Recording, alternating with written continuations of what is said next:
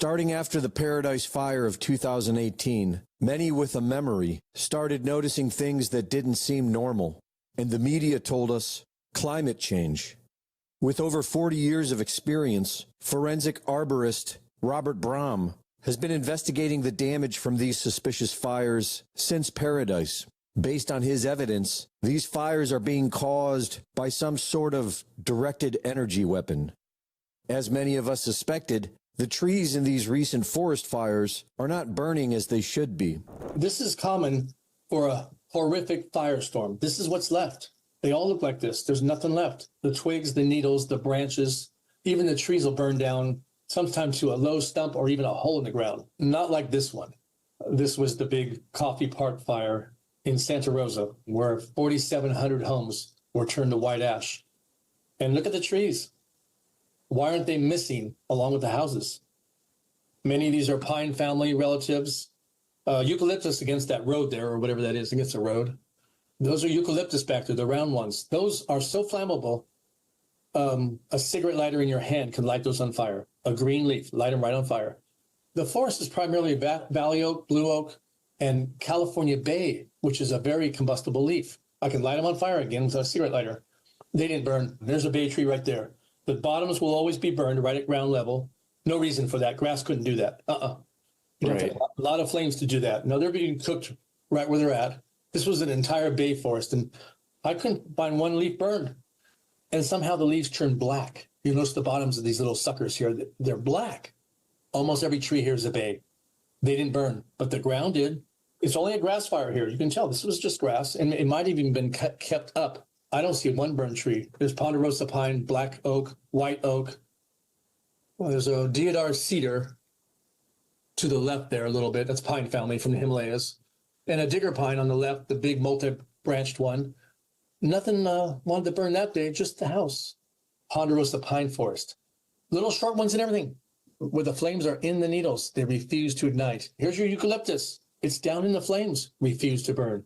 Upper foothill or lower pine belt here. Very flammable areas. And no, they're not burning. And look in the background. Chunks of metal everywhere.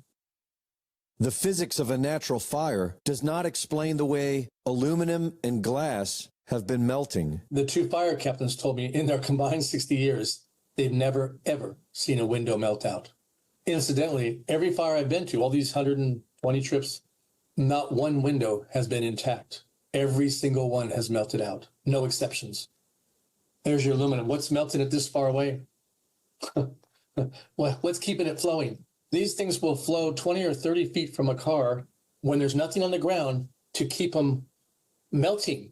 That's a high temperature, but they keep flowing right across the dirt. The fires are breaking out in the metallic materials. Here's a fence line. They all look like this. Burn at the nails, burn at the ground. The only place they burn is at the ground and wherever the metals were. What fire does that? A normal fire would burn the post from the bottom up, not skip spots. No, they favor the metals, of course. This is a tall post, perhaps 5 or 6 feet high, and way up high, eye level, just the nail area burned. Here's this board. What really burned? The nails on that board. This little guardrail is a park guardrail, and actually it's all wood. There's no metal here. The cross member, the long ones, and the post are all wood. And each one was burned like this, where the screws were. And trees are burning from the inside out. Many trees are cooking from the inside out. They're burned on the inside, and there's no hole to get a flame in there. This thing was about 4 feet in diameter in a spring, burned from the inside out, and not one leaf burned. When you look at the cuts, this is very important. These are 90% dead. They should not have that heartwood. The dark area is the heartwood. It shows me these things were cooked from the inside out. There are many anomalies to be found in these fires. And here's a soil bag. It still had soil in it. That was there. The tennis shoe was there. And you see the black. There's black everywhere. A cushion for your chair. I see this chainsaw in the back of this pickup truck. The window melted out at 2,500 degrees. All the tires burned completely, leaving the slinky-like steel belts. That plastic should be gone completely, down to the metals. Didn't happen. There's so much white ash in some of these photos. It looks like the heat would have been really intense. However, it didn't reach very far. Why is that? Why is everything reduced to white ash versus... Well, I'm going to have to say it's because of the extreme heat. It's a different kind of flame. To me, these are microwave-based flames. Greg Reese reporting.